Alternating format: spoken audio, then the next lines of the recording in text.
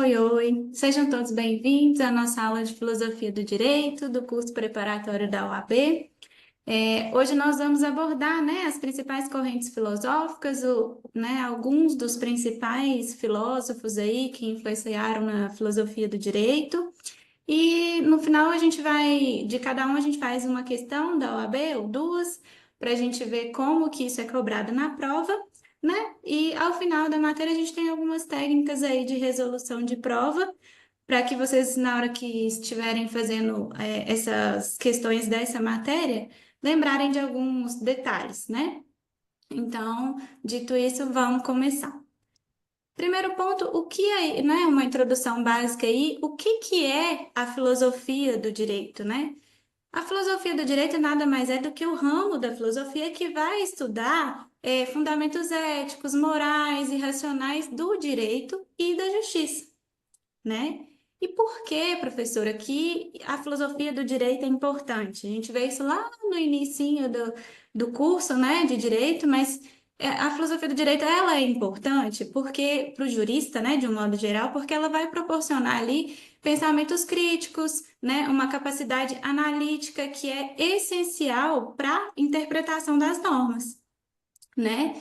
E o que então que a filosofia do direito ela visa responder, né? As questões fundamentais ali da filosofia do direito, ela vai abordar qual que é a natureza da justiça, tentar responder, né, ali o que é a justiça, quais são as legitimidades das leis e quais que são os fundamentos do ordenamento jurídico.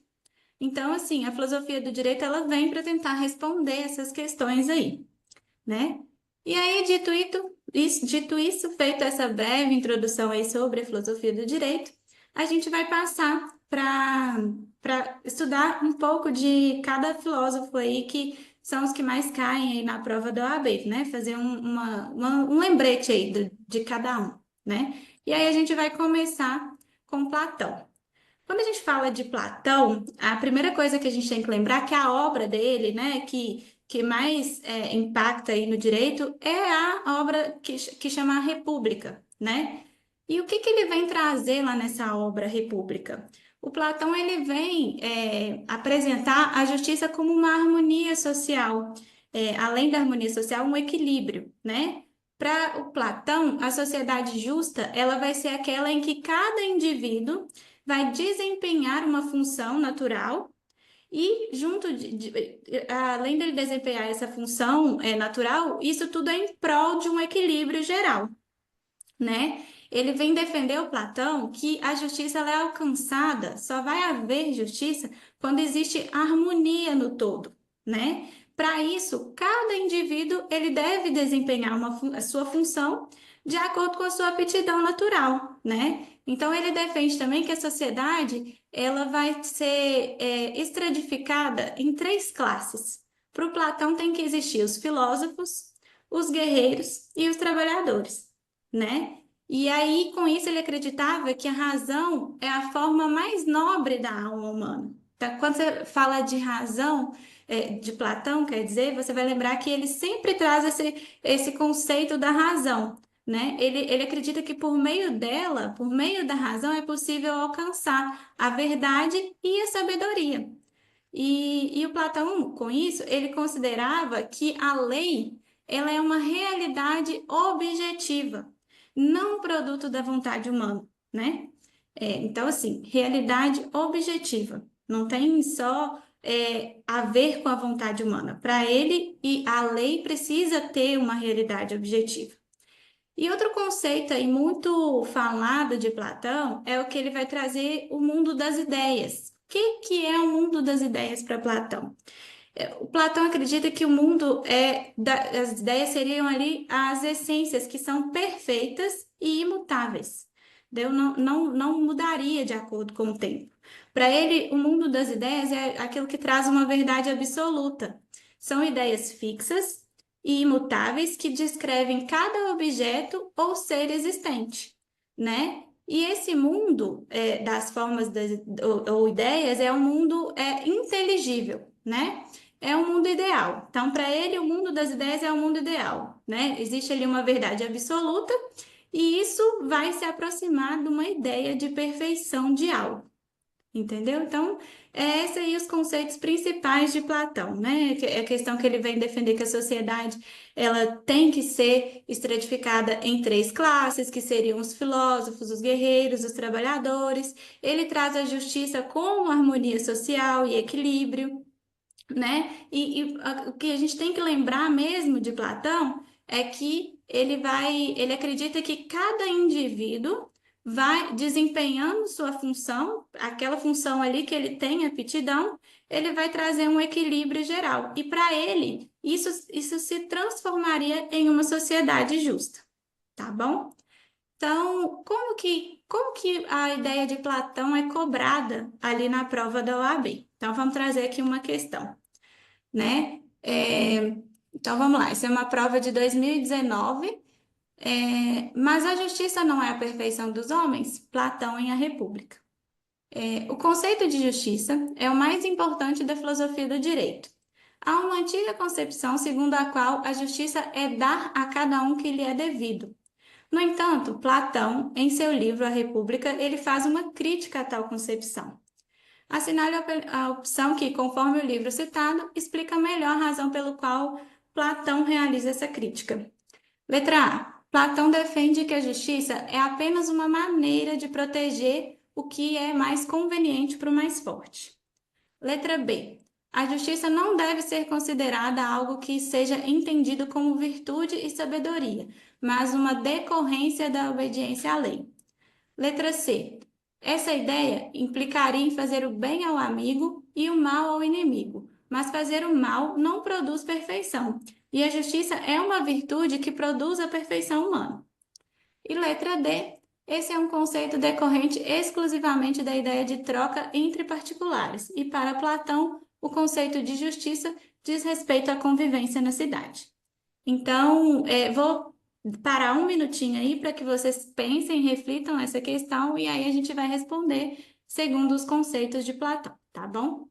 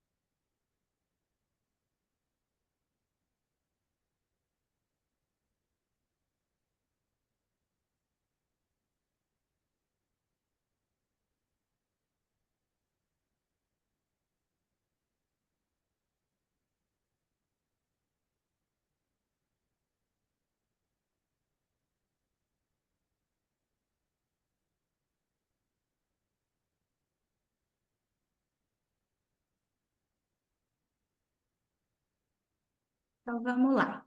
Ó, para a gente responder essa questão, geralmente em questões de filosofia, a gente sempre vai ter duas questões que a gente já elimina de cara, duas alternativas, quero dizer, que a gente já elimina de cara. E aí duas que a gente vai ficar em dúvida, geralmente. Nesse caso aqui dessa questão, a gente já chega eliminando duas. Ó, por que que não é a letra A? Platão defende que a justiça é apenas uma maneira de proteger o que é mais conveniente para o mais forte. Isso não tem nada a ver com a justiça para Platão, porque Platão vê a justiça como uma virtude. Então, não tem nada a ver com essa questão de. Igual aqui, ó, quando vem essas palavras assim, apenas, é, totalmente, assim, coisas que excluem já o restante, geralmente são pegadinhas. Então, assim, não é apenas. Para Platão, justiça não tem nada a ver com defender o que é conveniente para o mais forte. E sim tem a ver, justiça para Platão tem a ver com virtude. Então, a gente já eliminaria essa. E também a gente eliminaria a letra B, porque assim, para Platão, o conceito de justiça diz respeito à convivência na cidade. Não, não tem a ver com convivência na cidade, né? Tem a ver com a virtude, tem a ver com cada um desempenhar o seu papel. Então a gente já eliminaria essas duas, alternativas. A B não é porque a justiça não deve ser considerada como algo que seja entendido como virtude. Não deve ser. Aqui que está o erro. Porque, na verdade, para Platão, a justiça é uma virtude. É considerada ele como uma virtude. Então, a alternativa B está errado pelo não aqui, ó. E a alternativa C, né, está correta porque o Platão ele vê a justiça como uma virtude. E aí ele orienta as ações, a justiça orienta as ações para o bem, independente de quem vai ser beneficiado ou prejudicado. Então, assim, segundo as ideias de Platão, o correto é afirmar que a concepção tradicional de justiça é que a justiça é dar a cada um o que lhe é devido. Isso implica em fazer o bem ao amigo e mal ao inimigo, mas quando você faz o mal, não produz a perfeição, porque a justiça é uma virtude que produz a perfeição humana. Então, se você está fazendo o que é justo, mesmo que isso signifique fazer mal ao inimigo, não produziria, né, a perfeição, porque a justiça seria a virtude que produz a perfeição humana. Então, basicamente é isso, e a alternativa correta é a letra C. Então, dessa forma é que é cobrado a questão de Platão, né? As questões que trariam Platão. Geralmente está referindo ao livro República e vai trazer alguma citação desse livro para que vocês interpretem. Um outro exemplo disso é essa questão aqui, né? Quem participou da aula de resolução de questão aí deve estar lembrando, mas vamos resolvê-la novamente porque é um outro exemplo de como Platão é cobrado nas provas da OAB. Então vamos lá. É uma questão até recente, do ano passado, da prova do ano passado, e vem trazer aí a famosa alegoria da caverna, de Platão. Então vamos lá. Pois, segundo entendo, no limite do cognoscível é que se avista a custo da ideia do bem, e uma vez avistada, compreende-se que ela é para todos a causa quanto há de justo e belo. Em seu livro A República, Platão conta a famosa alegoria da caverna, ensinando a não confundir a aparência, que é imperfeita, com a essência, que é perfeita. Nesse sentido, é correto afirmar que para Platão a justiça corresponde. Letra A uma prática que decorre dos atos justos praticados por homens justos. Letra B, o contrato social que assegura os direitos e liberdades individuais. Letra C, ao processo histórico contra a luta, a exploração e a conquista da emancipação. E letra D, a uma concepção ideal a ser conhecida e compreendida pela razão. Também vou dar um minutinho para vocês pensarem e a gente já acaba de resolver essa daí.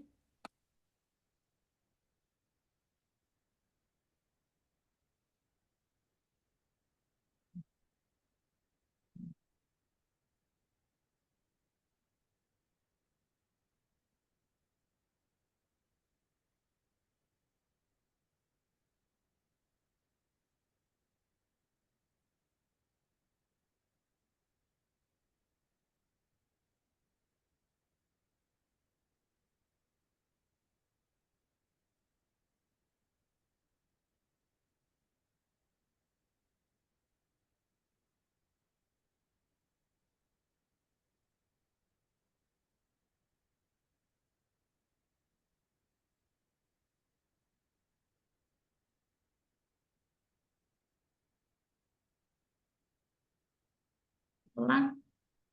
Então, como diz, sempre a gente vai eliminar, né, geralmente duas de cara, né? Para Platão, a justiça corresponde a contrato social, essa a gente elimina, porque isso aí tem a ver com os contratualistas, né? Que é Hobbes, Rousseau, Locke, isso não vem da ideia de Platão, essa coisa de contrato social vem depois, né? Então a gente já eliminaria, não é a letra B. A letra C também está incorreta, porque essa concepção de processo histórico de luta contra a exploração e conquista da emancipação, isso vem lá de Marx, né? Que entende a justiça como os termos históricos e sociais. Então, isso também não seria coisa de Platão. Aí a gente fica em dúvida entre a letra A e a letra D. Então, a alternativa A, ela está incorreta, porque Platão, a justiça não é só uma prática de atos justos praticados por homens justos, né? Ela também é uma concepção ideal a ser conhecida e compreendida pela razão. Além de toda a virtude que Platão fala, ele vem falar da razão também. Então, essa alternativa que está errada, a letra A está errada, porque não é só isso, é a alternativa D, que é uma concepção ideal a ser conhecida e compreendida pela razão. Né? A gente até brinca que Platão também lembra razão. Então, né? A gente lembrando que Platão fala dessa questão que a justiça tem que ser uma concepção ideal a ser conhecida e compreendida pela razão. Quando você lembrasse da palavrinha razão, já te ajudaria a responder essa questão aí também. Então, a gente já relembrou um pouco aí do que Platão diz, já viu aí como que é que Platão é cobrado na prova.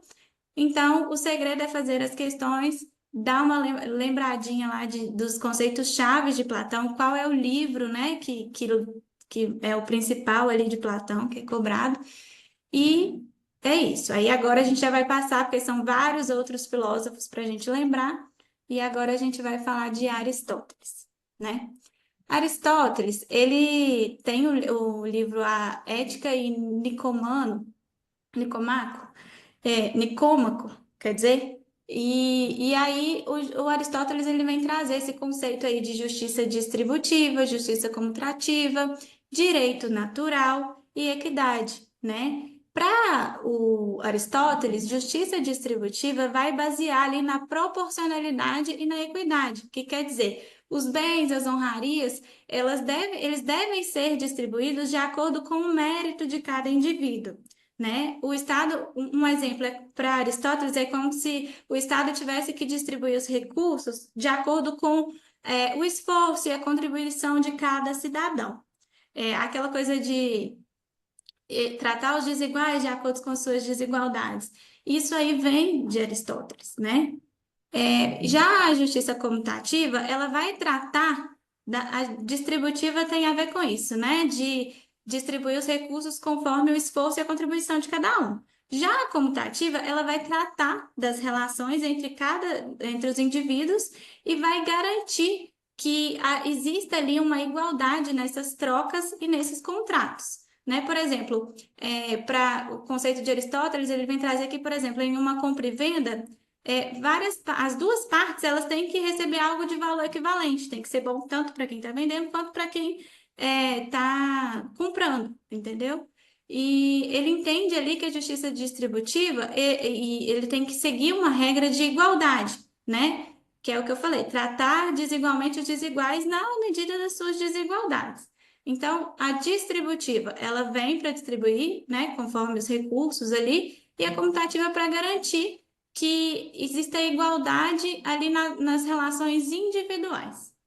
E aí, o Aristóteles também, ele vai trazer o conceito ali de direito natural, que ele considera que o direito natural é o caminho correto para que as coisas fluam como esperado, né? Ele acreditava que a justiça natural é uma espécie de justiça política, né? Que estabeleceria ali o melhor para a comunidade.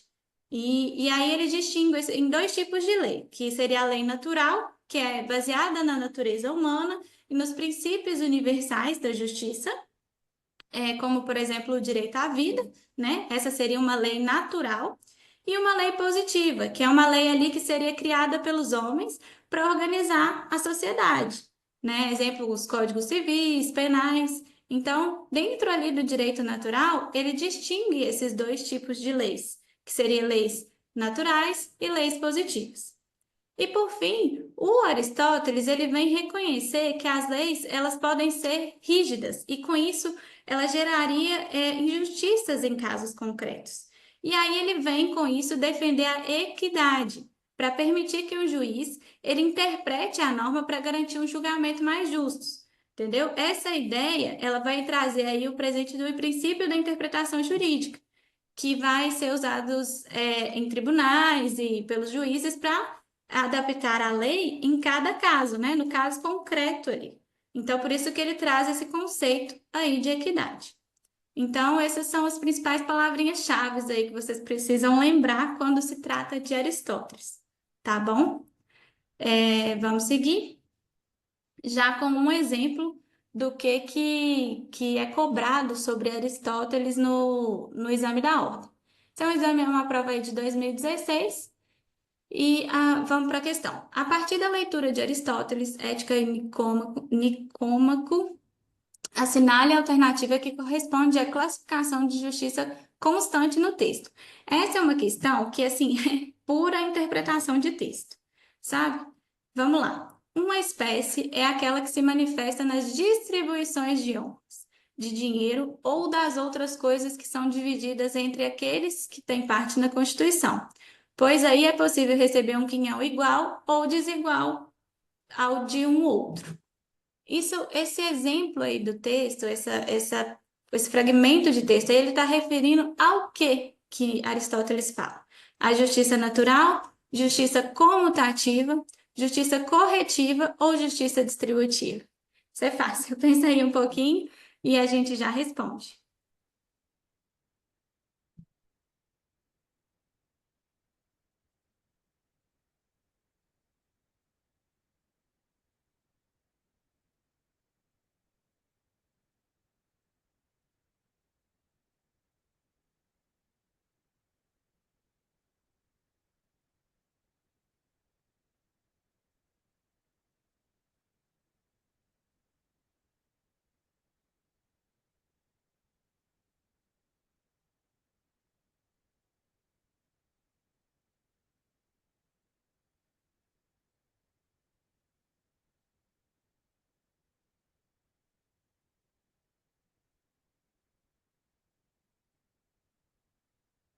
Então vamos lá, porque esse é muito fácil, não precisa dar muito tempo para pensar, não.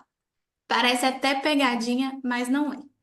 Uma espécie é aquela que se manifesta nas distribuições de honras, de dinheiro ou das outras coisas que não que são divididas entre aqueles que têm parte na Constituição, nas distribuições.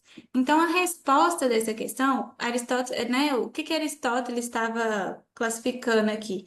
A justiça distributiva. Então, quando a gente vê, você já vai pensar, não, não é possível, mas é isso mesmo. Porque a justiça distributiva, ela traz ali como ideia a distribuição, seja uma distribuição igualitária ou não, e cabe ao Estado reduzir essas desigualdades. Igual que fala, pois é possível receber um quinhão igual ou desigual de um outro. Então, ela é, né, ela é distribuída de acordo com cada um ali. E aí, isso vai servir para poder acabar com as desigualdades, né? E a justiça distributiva, ela vai diferenciar aí da corretiva, porque essa corretiva, ela refere à reparação das injustiças cometidas nas relações voluntárias ou involuntárias entre os indivíduos. Não tem a ver com a questão da distribuição, entendeu? Não é, então, não é justiça natural, não é justiça comutativa, não é justiça corretiva. Aqui o trecho do texto está falando aí da justiça distributiva, tá bom? Outra questão, e aí é uma questão mais recente, é uma questão aí que a gente vai ver, tá trazendo aí outras alternativas de outros filósofos, mas a gente vai entender por que que se refere a Aristóteles. Vamos lá. A regra da igualdade não consiste senão em quinhoar desigualmente aos desiguais, na medida em que se desigualam. Tratar com desigualdade a iguais ou a desiguais com igualdade seria desigualdade flagrante, e não igualdade real. Rui Barbosa, Oração aos Moços. É comum encontrar frases de Rui Barbosa produzidas em sentenças, petições e sustentações orais, ou mesmo estampadas em escritórios de advocacia ou gabinetes de juízes. O trecho acima é uma das frases mais conhecidas de Rui Barbosa. E a ideia central contida no trecho citado tem clara inspiração em, como eu já falei que é Aristóteles, a gente está falando sobre Aristóteles, a resposta é a letra B, né? Não seria essa questão de tratar os desiguais de acordo com suas desigualdades, é isso que a gente acabou de falar, né? Sobre a justiça distributiva, que Aristóteles traz esse conceito aí. Não seria, né, ideia central de Platão, porque Platão acredita que justiça tem a ver com virtude, tem a ver com razão, então não está falando aí né, dessas questões das desigualdades. Quem traz esse conceito é Aristóteles. Também não seria, né, crítica à razão prática de Kant, porque nesse livro aí o Kant ele separa domínios da ciência e da ação, então é outra coisa, e também não tem nada a ver com a teoria pura do direito de Kelsey, que vai trazer uma identidade entre o direito e as normas jurídicas. Então, essa daí, se você sabe sobre justiça distributiva que Aristóteles falava, de cara você, quando você escuta essa frase, né, tratar os desiguais de acordo com suas desigualdades, você já sabe ali que estaria se referindo a Aristóteles, é dessa forma que isso é cobrado na prova da OAB. Então, você iria acertar aí, e é essa a resposta. Dito isso, vamos passar para o próximo filósofo. Ah, trouxe mais uma de Aristóteles, espera aí. O governo é o exercício poder do Supremo, do poder supremo do Estado. Esse poder só poderia estar na mão de um só, ou da minoria, ou da maioria das pessoas. Quando o monarca, a minoria ou a maioria não buscam uns aos outros senão a felicidade geral, o governo é necessariamente justo. Então, continuando em Aristóteles ainda, no livro A Política de Aristóteles fala que ele considera as formas adequadas ou justas de governo de um, de poucos ou de muitos. São elas, respectivamente, monarquia, aristocracia e república. Porém, ele afirma que cada uma dessas formas de governo pode degenerar, respectivamente, para uma forma injusta. Quais seriam elas? Né? Tirania, que busca apenas a utilidade do monarca, oligarquia, que busca apenas a utilidade dos ricos, e democracia, que busca apenas a utilidade dos pobres. Imperialismo, que busca apenas o que é bom para o império, aporofobia, que busca apenas o que é bom para os ricos, e timocracia, que busca apenas o que é bom para os pobres. Letra C, cleptocracia, que admite os desvios de quem governa, parlamentarismo, que enfraquece o poder do governante, e agorafobia, que enfraquece o poder dos cidadãos. Letra D, misticismo, que cria um fetiche em torno do governante, elitismo, em que apenas um pequeno grupo governa de fato, e assembleísmo, que dificulta o processo de decisão política. Essa aí tem que ler com calma e a gente vai responder.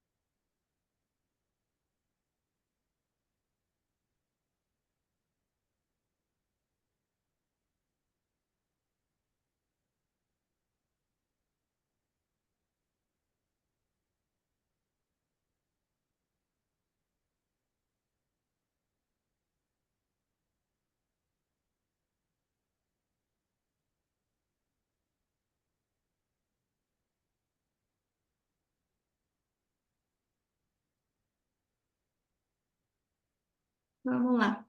Ó, nessa questão aqui, a gente já eliminaria duas questões, porque isso nada tem a ver com o que Aristóteles fala, e há alguns aqui conceitos até modernos, né?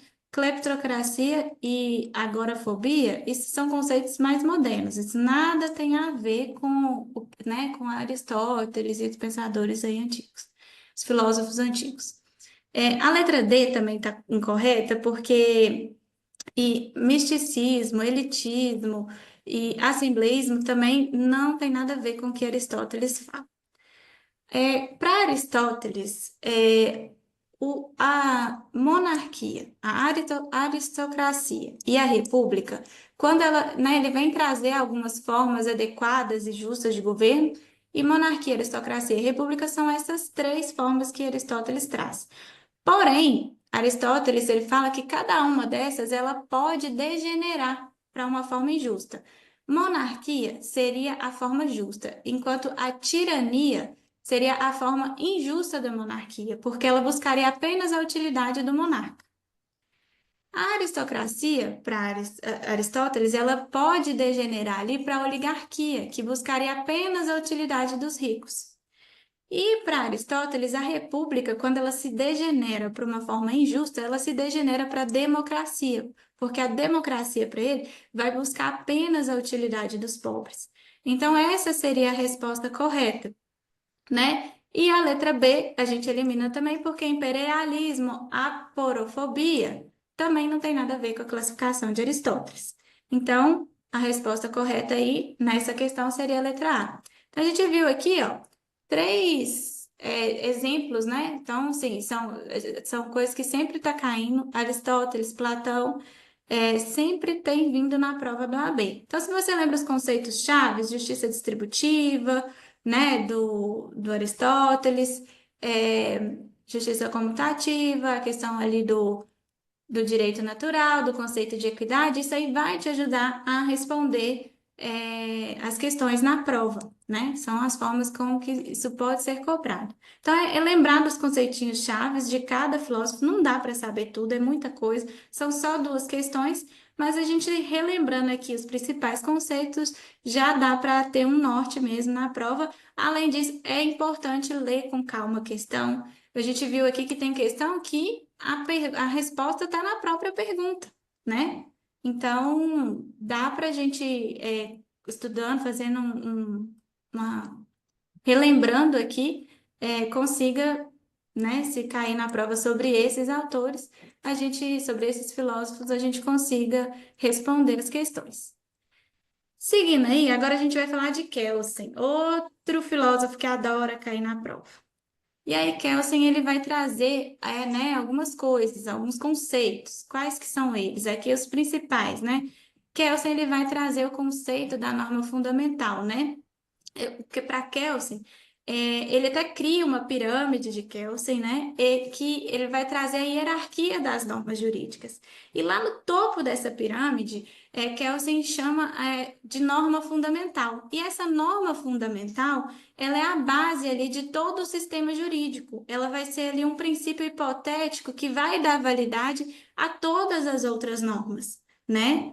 E aí ele vai trazer que dentro ali dessa pirâmide vai ter a Constituição, que é uma norma suprema do Estado, que define os princípios, as regras fundamentais.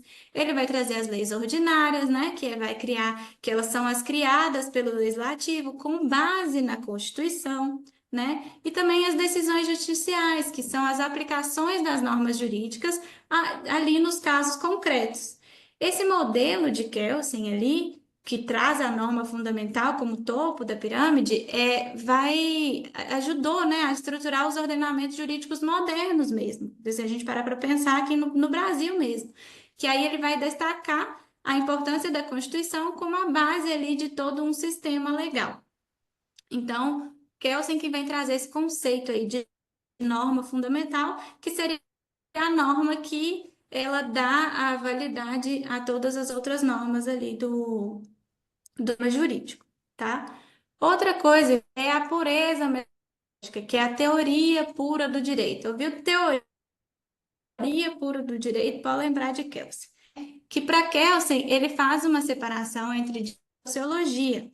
Ele vem provar uma abordagem pura do direito. O que é isso? Ela é separada de influência política, de influência moral, de influência sociológica, né? Para Kelsen, o direito ele tem que ser estudado como um sistema autônomo, baseado só nas normas. Por isso que ele cria essa questão de uma norma fundamental, né? E essa ideia aí do Kelsen é para poder que o direito ele fosse uma ciência que não fosse contaminada por juízo de valores. Não tem que fazer juízo de valor daquilo que está ali na norma, né? E isso é importante porque influenciou profundamente ali o positivismo jurídico, né? A forma como que os juristas eles interpretam as leis de forma objetiva. E aí a gente cai nesse conceito de positivismo aqui, que é o estudo das normas jurídicas positivas, livres de juízes de valores, né? Para Kelsen, direito e moral são duas coisas distintas, né? Direito é uma coisa, moral é outra. A validade de uma norma para Kelsen, ela não depende de seu conteúdo moral, mas sim da origem ali dentro do ordenamento jurídico. Por exemplo, para Kelsen, uma lei ela pode ser justa desculpa, ela pode ser injusta, né? Do ponto de vista moral, aquela lei não tem, não é, né? Não tem moral, mas ela pode ser válida se ela for criada de acordo com o ordenamento jurídico. Então, ele faz essa separação. Uma lei, ela pode ser injusta, mas ela pode ser válida, porque ela seria injusta porque do ponto de vista moral, mas nada vai ter a ver com a validade da lei. Esse conceito aí de Kelsen, ele influenciou o formalismo jurídico, né? A ideia é que os juízes eles devem aplicar as leis independente de suas opiniões pessoais, né? Não tem que fazer juízo de valor. Kelsen vem com isso. Então, quando a gente fala de Kelsen, a gente tem que lembrar norma fundamental, pureza metodológica, né? Teoria pura do direito e o positivismo jurídico, né? Em que o direito e a moral são coisas distintas. Dito isso, vamos tentar resolver aqui a questão que a OAB traz aí de Kelsen. Letra A. A obra de Hans Kelsen é de fundamental importância para o direito e segue estudada e discutida até os dias atuais.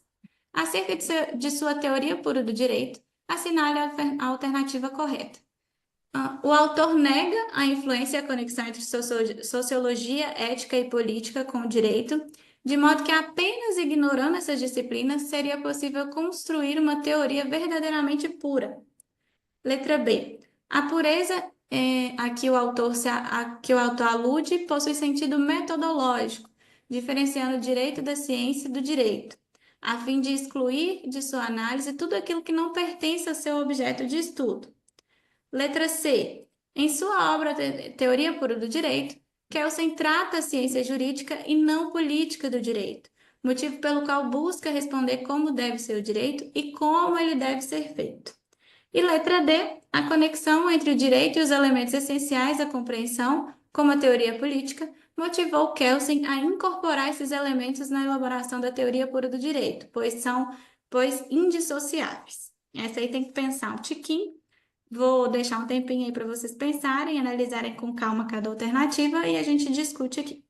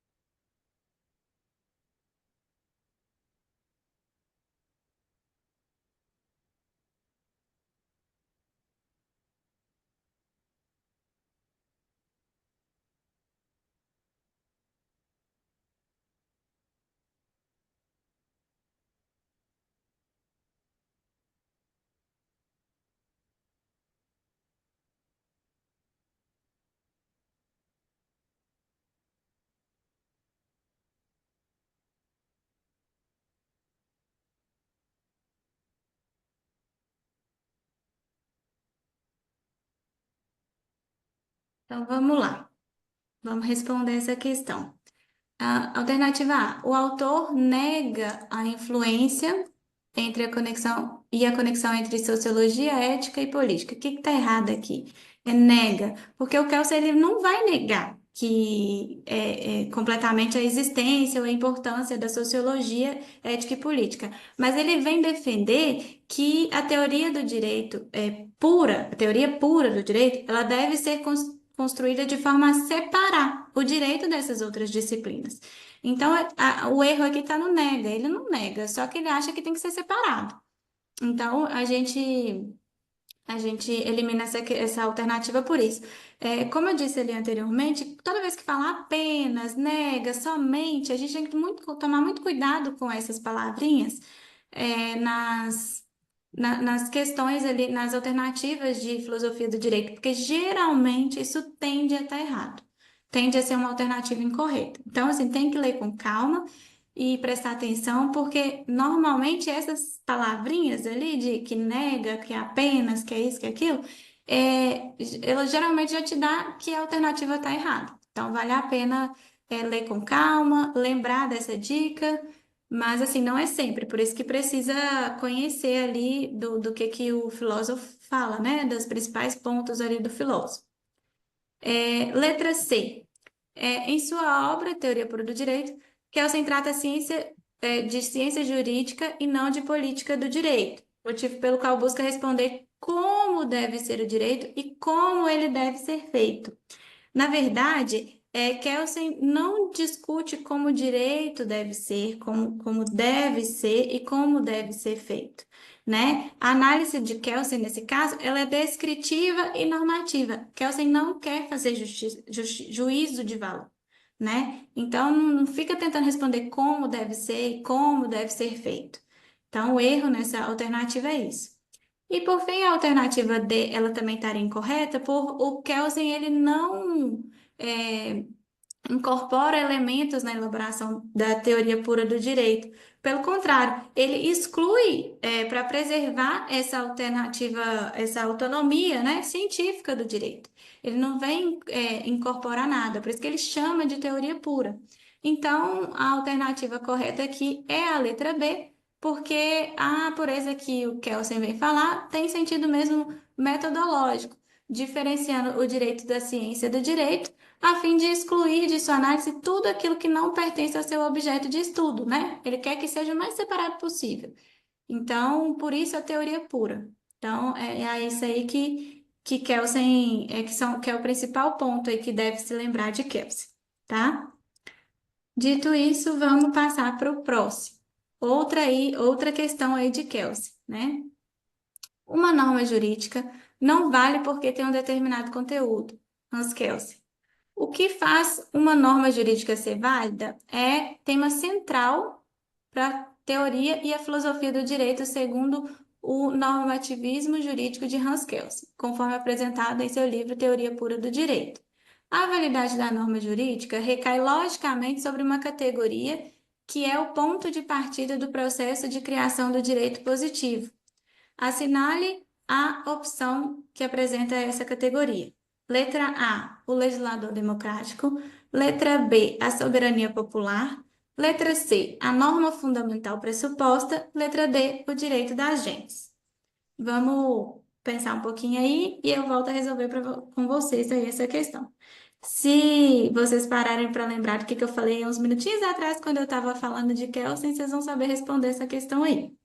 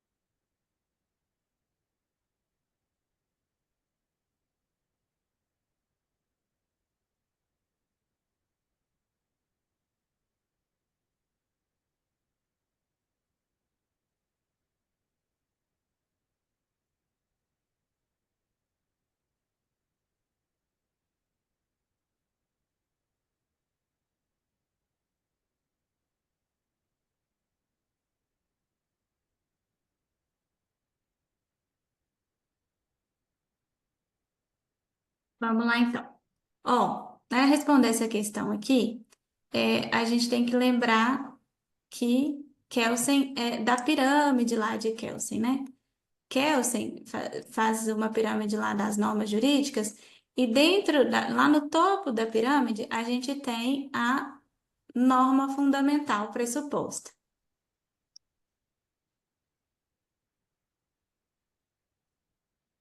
Né? E a norma fundamental pressuposta, ela é a categoria ali que, segundo Kelsen, ela vai servir como ponto de partida para a validade de todo o direito positivo. Então, ela está lá no topo da pirâmide para assegurar a validade das demais normas que estão abaixo dele. Né? Por isso, a resposta aqui é a alternativa C. Né? Se você lembra que na teoria pura do direito, o Kelsen vem trazer esse conceito de norma fundamental pressuposta, você lembra que é a categoria que é o ponto de partida de todo o processo de criação do direito positivo. Tem que lembrar lá da pirâmide. Então, assim, a alternativa A, ela está incorreta, porque mesmo que o legislador democrático ele tenha o poder de criar normas, a validade dessa norma vai depender da conformidade, né? Ela vai estar abaixo aqui na pirâmide de Kelsen. Por quê?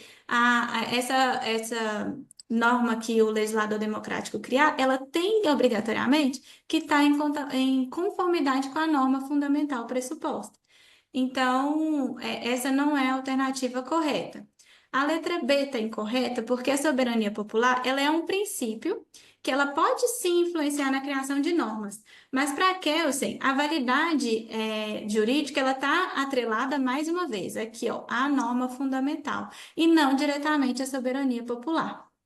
E por último, a alternativa D não é, porque o direito da agentes vem ali se referir a um direito internacional, mas a validade das normas jurídicas para o Kelsen, ela mais uma vez está vinculada à questão da norma fundamental pressuposta.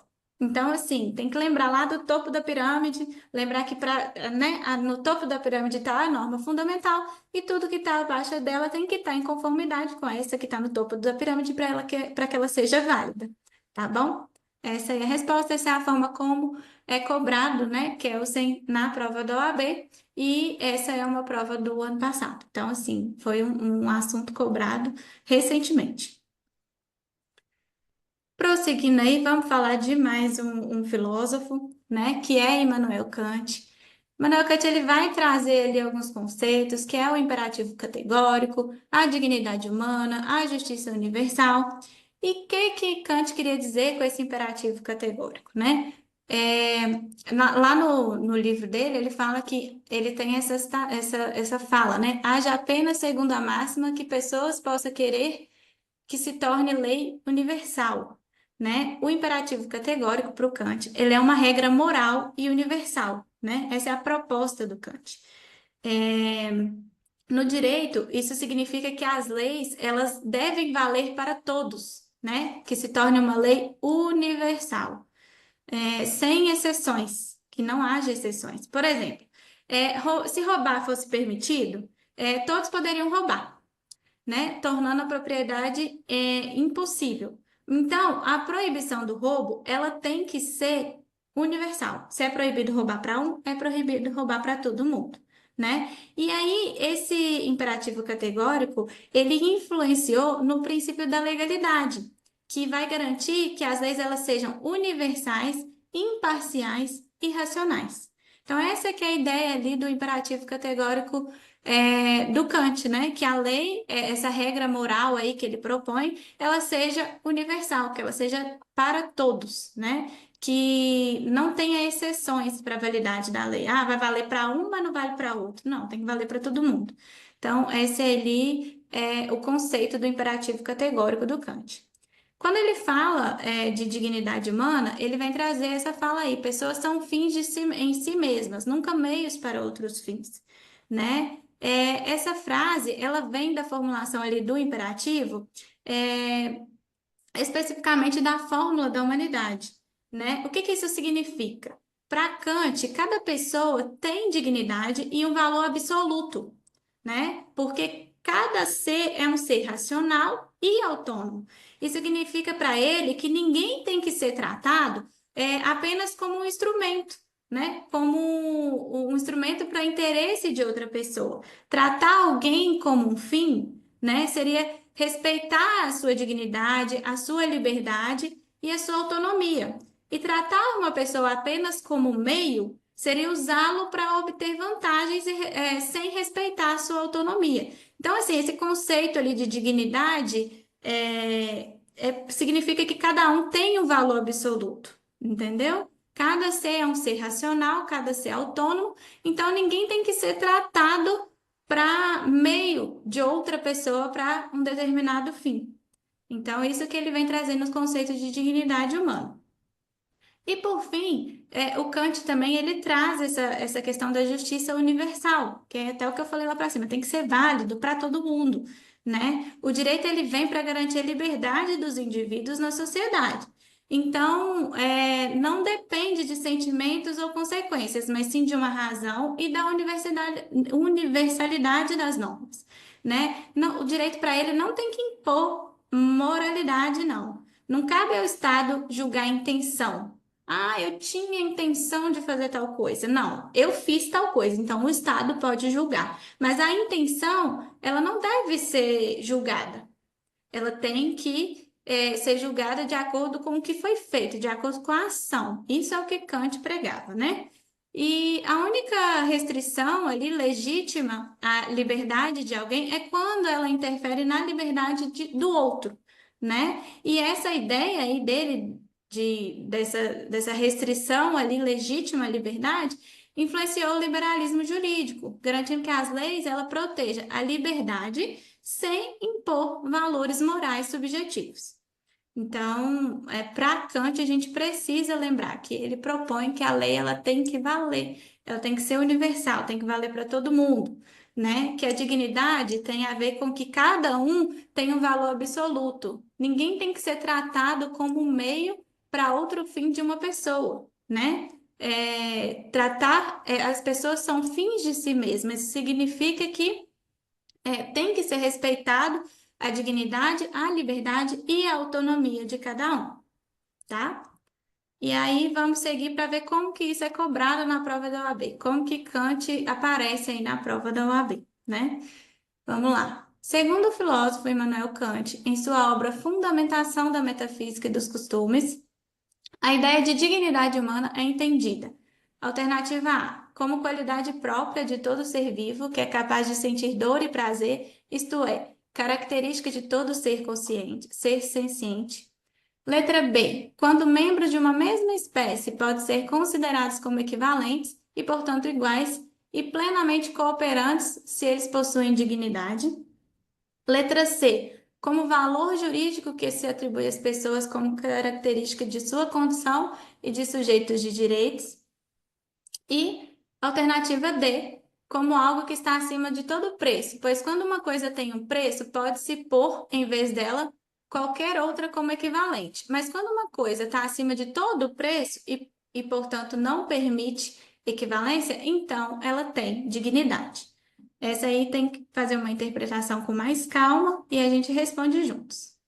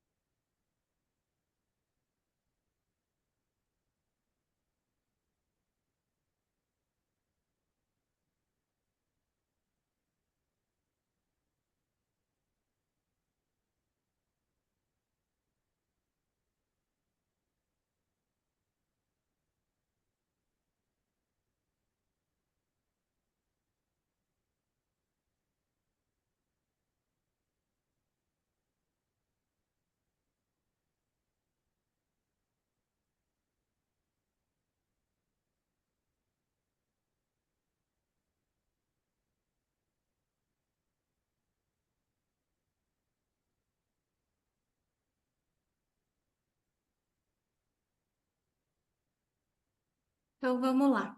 Ó, aqui a gente elimina a alternativa A porque a dignidade humana para Kant não tem nada a ver com uma qualidade própria de ser vivo que é capaz de sentir dor e prazer. Isso aqui é uma citação de uma outra pessoa, né? Essa é a visão de Peter Singer, não tem nada a ver com o que Kant falava com relação à ideia de dignidade humana. A alternativa B, ela está incorreta, porque para Kant, o que possui preço pode ser substituído por coisas equivalentes. Então, assim, o que estiver acima de qualquer preço, por sua vez, não será substituível. Então, é aí que repousa o conceito de dignidade. Então, assim, quando membros de uma mesma espécie podem ser considerados equivalentes e, portanto, iguais e plenamente cooperantes, eles possuem dignidade. Então, não é isso, porque se eles podem ser considerados equivalentes, eles possuem preço e preço, o que aquilo que possui preço pode ser substituído. Então, também não é a alternativa B. A letra C não é, porque para Kant, cada ser humano é único, né? Como eu falei, ele é único, absoluto, e a dignidade é uma qualidade que é inerente. Então, não se trata de valor jurídico que se atribui às pessoas. A dignidade ela é inerente, não tem nada a ver com o valor que se atribui às pessoas. Então, essa alternativa aqui também está errada. E a alternativa dela está correta. A ideia de dignidade humana, né, que é entendida ali por Kant, é algo que está acima ali de qualquer preço, porque quando uma coisa tem preço, ela pode ser substituída por alguma outra coisa equivalente. Mas quando uma coisa está acima de todo o preço e, portanto, não permite equivalência, então ela tem dignidade. É exatamente, né, o conceito ali de Kant para a questão da dignidade humana. Então, a alternativa correta é a letra D. Então, a gente viu aqui, né, uma questão que, como é cobrada o Kant, vamos ver mais uma, essa aqui mais recente, uma questão de 2023, né? Então, assim, são filósofos que sempre aparecem na prova. Vamos ver como é cobrado aqui nessa segunda questão. Operadores do direito, com relativa frequência, precisam enfrentar situações dramáticas que envolvam a vida humana ou o corpo humano. Em casos como esse, nem sempre a lei oferece uma determinação clara e unívoca. Certas vezes, a filosofia oferece uma base mais consistente de reflexão e argumentação. Assinale a opção que apresenta o conhecido imperativo categórico de Kant, muitas vezes citado nos debates relativos a essas situações dramáticas. Letra A. O homem é um animal político e como tal, possui sentimento do bem e do mal, do justo e do injusto, sobre as quais pode manifestar graças ao dom da fala e da sua capacidade de comunicação. Letra B. A normatização que regula a relação entre todo e as partes deve ser considerada justa, de forma a realizar a distribuição proporcional dos bens comuns. Letra C.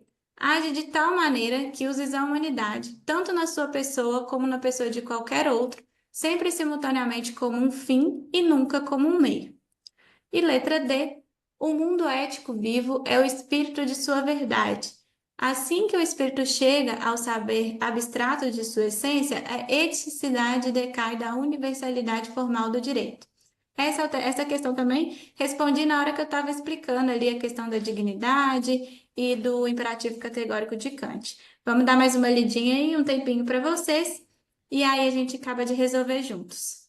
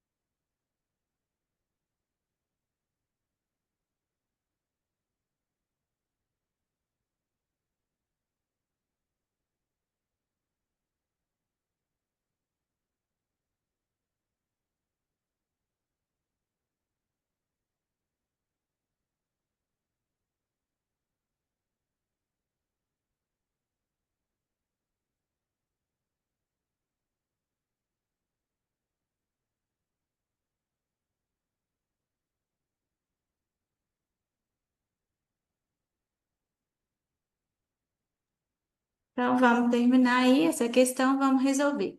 Bom, a alternativa A, ela não é correta porque essa questão de o homem é um animal político e como tal possui o sentimento do bem, isso aí é citação de Aristóteles, então não tem nada a ver com o imperativo categórico de Kant, a gente elimina essa. Também não é a alternativa B, porque aqui a gente está falando assim sobre relação entre todos e as partes deve ser considerada justa, de forma a realizar a distribuição proporcional. Quem fala de justiça distributiva, como a gente já viu ali um pouquinho atrás, não é Kant. Quem vem com essa ideia de justiça distributiva também é Aristóteles. Então, também não é essa a resposta.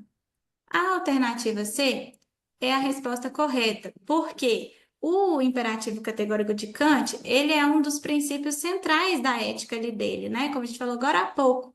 E ele defende, né, que os seres humanos eles devem ser tratados como um fim, né, e nunca como um meio. Eles têm que ter fim para si mesmo, por ser absoluto, nunca como um meio para outra pessoa conseguir alguém que queira, né? Então, essa é a alternativa correta. E a alternativa D também está incorreta, porque essa questão do mundo ético vivo é o espírito e sua verdade, assim que o espírito chega para ser abstrato em sua essência, isso aí vem lá da filosofia de Hegel e nada tem a ver com o imperativo categórico de Kant.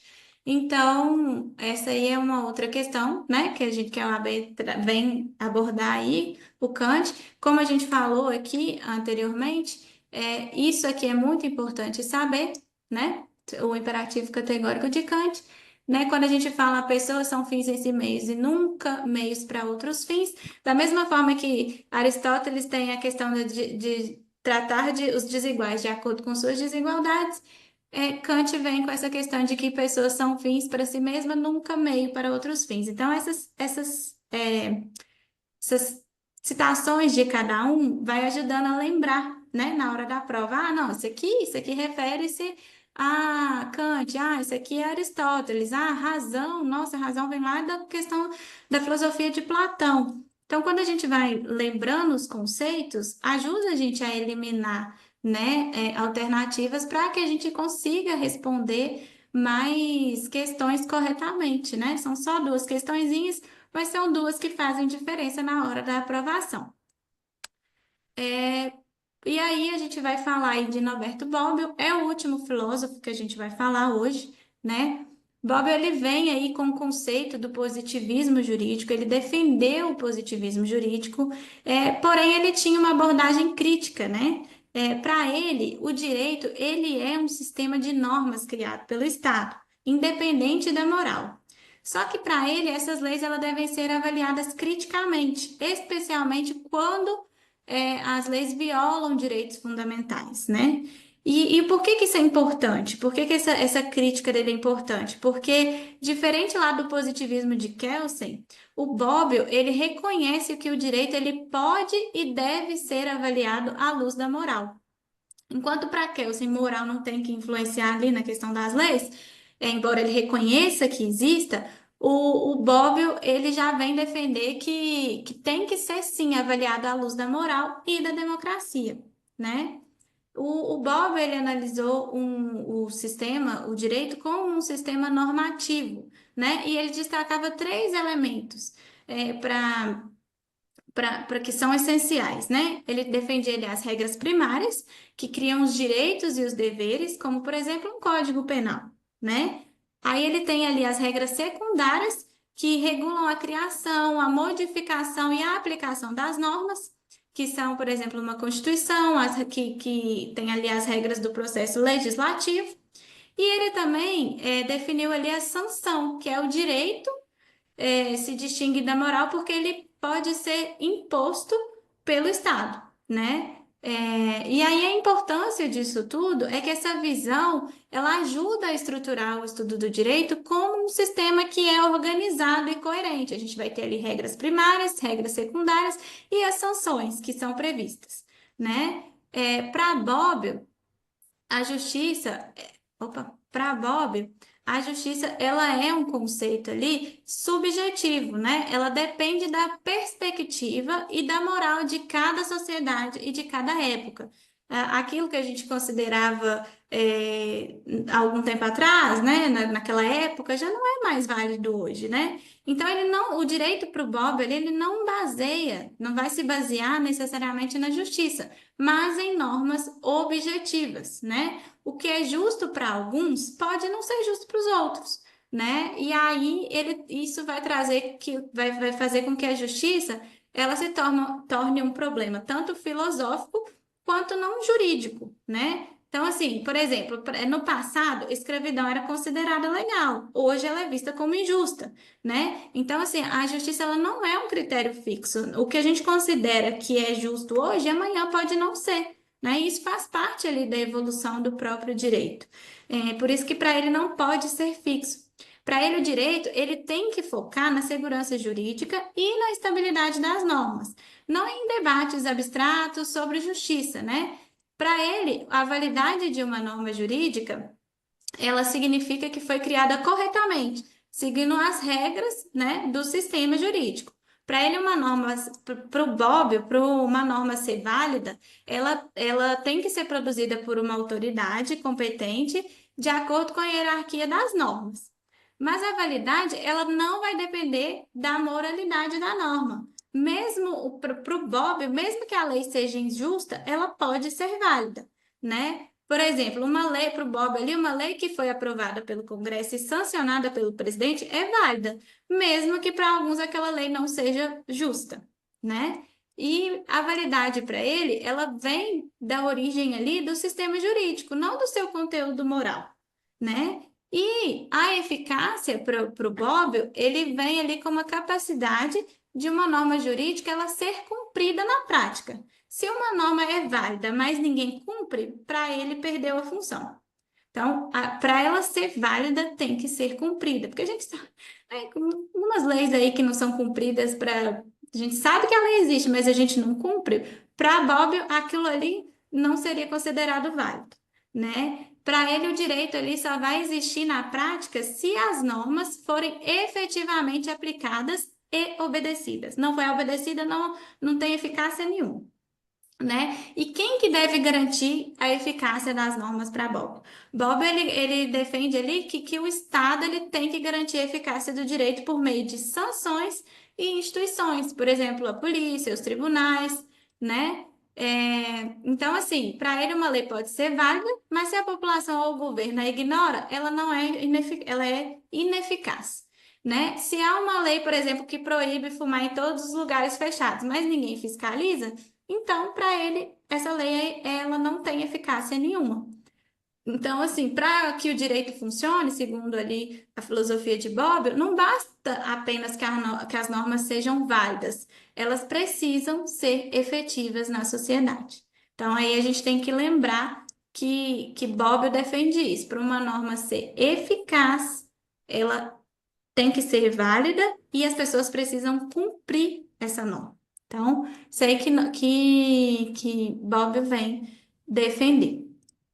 E aqui um exemplo, né, de como a Bob é cobrado na prova da OAB. Vamos lá, uma questão recente de 2023.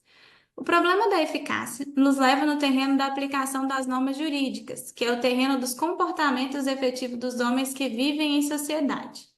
Norberto Bobbio, em seu livro Teoria da Norma Jurídica, ao tratar dos critérios de valoração da norma jurídica, fala em três critérios possíveis, que a gente acabou de falar: justiça, validade e eficácia. Com relação ao critério da eficácia, na obra em referência, assinale a alternativa correta. Letra A. Relaciona-se ao problema da interdependência necessária entre os critérios, isso é, para que uma regra seja eficaz, ela também deve ser válida e justa. Letra B. Diz respeito ao problema de uma norma ser ou não seguida pelas pessoas a quem é dirigida e, no caso de violação, ser imposta por via coercitiva pela autoridade que a evocou. Letra C. Trata-se de problema da correspondência ou não da norma aos valores últimos ou finais que inspiram um determinado ordenamento jurídico, expressos pelo legislador de maneira mais ou menos explícita. E a alternativa D refere-se ao problema da existência da regra enquanto tal e se resolve com um juízo de fato, isso é, trata-se de constatar se uma regra assim determinada pertence ou não a um ordenamento jurídico. Então, vamos ler aí com calma e responder. Com a explicação que eu dei ali sobre a teoria de Bobbio, já dá para responder essa questão aí.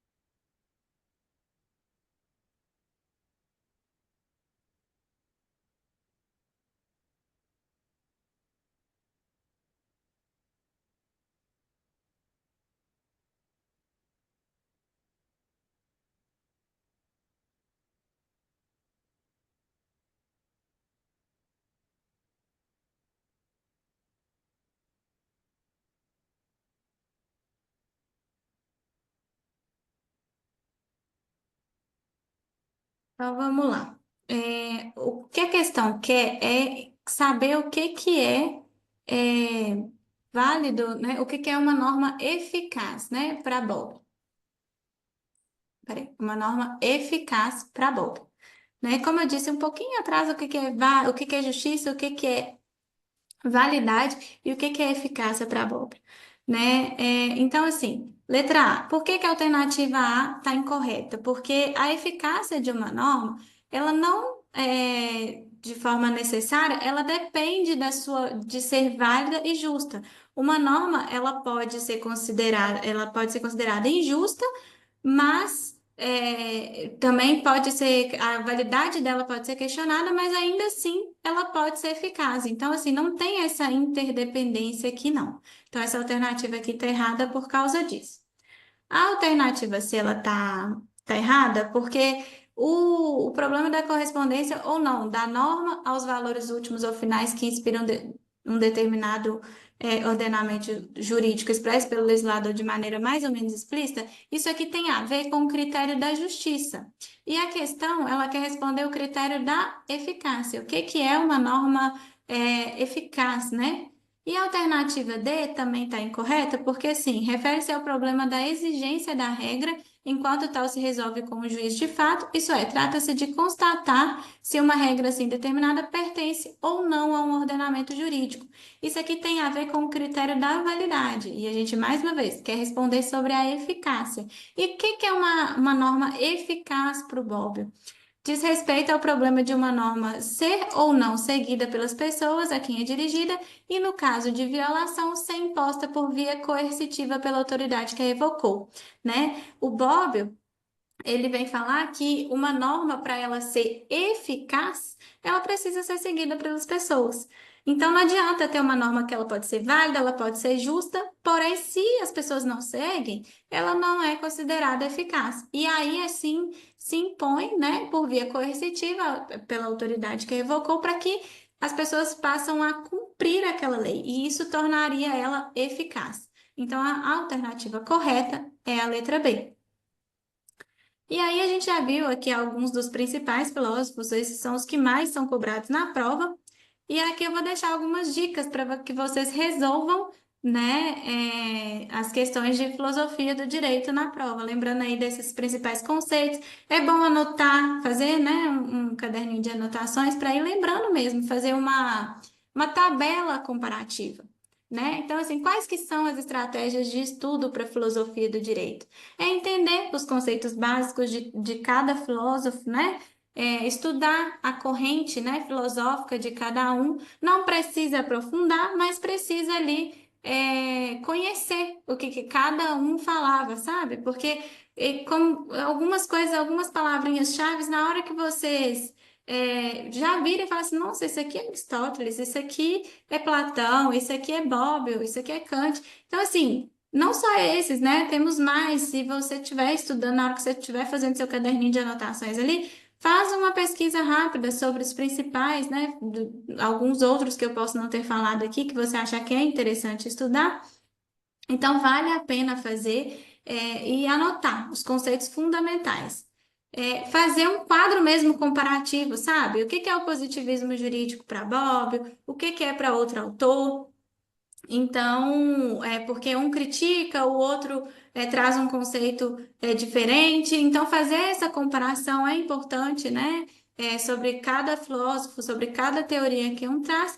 E, mais importante, resolver a questão prática. Porque quando você está resolvendo a questão, que você está respondendo, que você está tentando entender por que que aquela alternativa é certa ou errada, você está estudando, você está lembrando ali o conceito de cada filósofo. Então, isso vai te ajudar a fixar os conteúdos. Então, essas são algumas das estratégias de estudo para ir para a filosofia do direito. E o não menos importante é, na hora de ler as questões, ler com atenção, identifique palavras-chave, que ali vai, as palavras-chave elas já podem indicar qual que é a corrente filosófica da questão. A gente viu ali uma de Aristóteles que a resposta estava na questão, o que que é, né, da justiça distributiva. Parece até pegadinha de tão simples que é, mas não é. É isso mesmo. Algumas vezes as respostas de filosofia no próprio enunciado, você já consegue interpretar ali e responder. Então, é importante. Elimine os extremos, é o que eu falei agora há pouco. Sempre, nunca, apenas, sabe? Esse tipo de alternativa ali na filosofia do direito, ele tende a estar errado. Né? Até porque filosofia, né, gente? Tem essa questão ali de ficar divagando conteúdo, então não é extremo, não, sabe? Geralmente não é extremo. E, por fim, conecte os conceitos, né? Verifique se tem coerência entre aquilo que está falando na alternativa e o filósofo que está perguntando. Quando a gente tem uma noção, né? Quando aqui Aristóteles falou isso, Platão falou aquilo, Kant falou isso, Bobbio falou aquilo. Quando a gente tem uma noção do que cada um falou, às vezes vem uma alternativa, vem uma questão que está falando de Aristóteles, mas com uma alternativa que você sabe ali que é de Platão, então assim, você já elimina, sabe? Já vai te ajudar na hora de resolver. Então, essas aí são algumas das estratégias que eu quis trazer para vocês para que vocês, né, na hora de estudar, fixassem mais o conteúdo, né, tentar resolver aí as questões que com certeza isso vai ajudar vocês na hora da aprovação. E qualquer coisa, a gente está aqui para responder dúvida mesmo, pode chamar o professor, que a gente responde aí aquilo que ficar né, com alguma dúvida aí que não ficou bem compreendido. Um abraço para vocês, até a próxima aula. Tchau!